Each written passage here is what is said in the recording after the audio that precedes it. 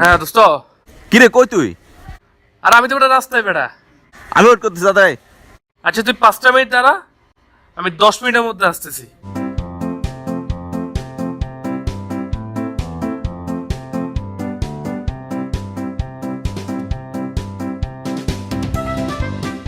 দোস্ত এখন আসার সময় হয়েছে না? সরি ভাই, একটু লেট হয়ে গেছে, বাসায় কাজ ছিল বেড়া।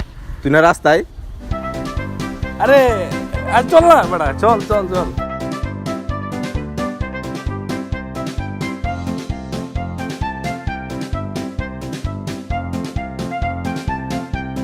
এই যে বাবা, এই যে বাবা, একটু সাহায্য করো না।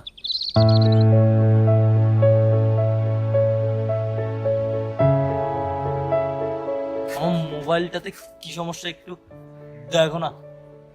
আর আঙ্কেল রাখেন তো, আমরা একটু বিজি আছি, অন্য কাউকে বলেন প্লিজ।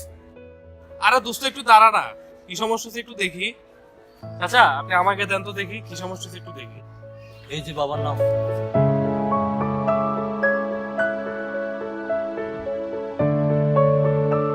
আচ্ছা আপনার ফোন তো ঠিক আছে।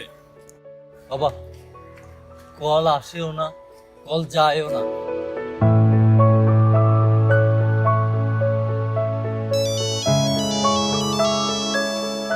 আরে চল তো রকি, লোকটা পাগল মনে হয়। কোনো সমস্যা নাই ফোনে চাচা। তাইলে বাবা, আমার ছেলে মেয়েরা কল দেয় না কেন? আমার কল তাদের কাছে যায় না কেন? আজকে 2টা বছর কোনো খোঁজ খবর নেয় না। আমাকে বৃদ্ধাশ্রমে যে সেই রেখে গেল, আর কোনো খবর নিল না।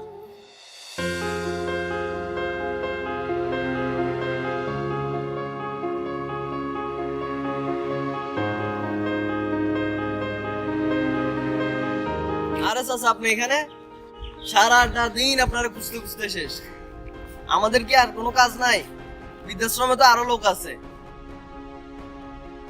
তাদেরকে তো আমাদের দেখাশোনা করতে হয়। আপনার পিছনে তো সারাদিন সময় দেওয়া যাবে না। বাবা, আমার ছেলেমেয়েরা এখানে থাকে কোথায়? আমি খুঁজতে পেরেছি একটু। তুমি চলে যাও।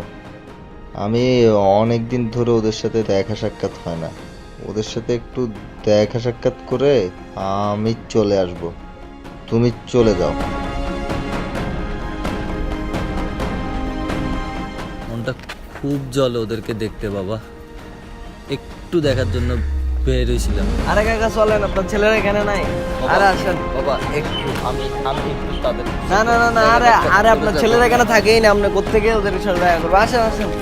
আরে ভাই, আরে কাকা আসেন আসেন। ওরা আসলে আপনারা আমি বলবো তো, ওরা এখানে থাকে না, ওরা নাই।